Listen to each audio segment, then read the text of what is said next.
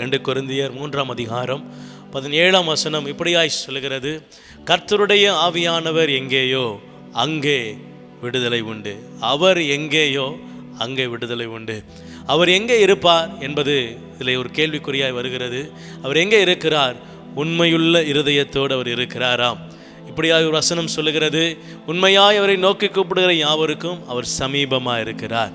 கர்த்தருடைய ஆவியானவர் நம்ம மத்தியிலே இருக்க வேண்டுமானால், தேவஜனமே, ஆண்டவர் உங்களை பார்த்து சொல்கிறாரு, உண்மையுள்ள இருதயம் உங்களிடத்தில் வேண்டுங்க.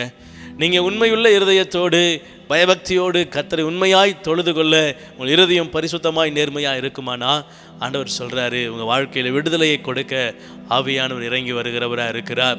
இதனால் இதை கேட்டுக்கொண்டிருக்கிற உங்களுடைய வாழ்க்கையில் கர்த்தர் இதை தீர்க்க தரிசனமாக சொல்கிறாரு, நீங்கள் விடுதலை ஆகணும்னா உங்கள் இருதயத்தில் உண்மையாய் நீங்கள் கர்த்தரை நோக்கி பார்க்கணும். உண்மையாய் கர்த்தரை நோக்கி பார்க்கணும்.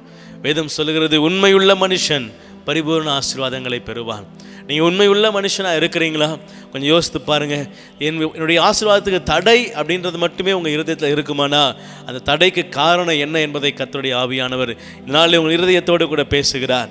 எங்கேயோ ஒரு இடத்துல உண்மை இல்லாமல் இருக்கிறேனோ, ஒருவேளை உண்மையாக இருக்க தவறு இருக்கிறேனோ, பொருத்தனையில் தவறு இருக்கிறேனோ, கர்த்தருடைய காரியங்களில் தவறு இருக்கிறேனோ, தசம பாகத்தில் தவறு இருக்கிறேனோ, காணிக்கையில் தவறு இருக்கிறேனோ, நான் ஆண்டவருக்கென்று பண்ணின உடன்படிக்கையில் தவறு இருக்கிறேனோ, சிந்திங்க. கர்த்தர் உண்மையுள்ளவர், அவர் நீதி உள்ளவர், அவரிடத்தில் குறை இருக்க வாய்ப்பில்லை. நாம் ஏதோ ஒரு காரியத்தில் என்ன செய்கிறோம்? தடையாக நம்முடைய காரியங்களை நாமளே வைத்திருக்கிறோம்.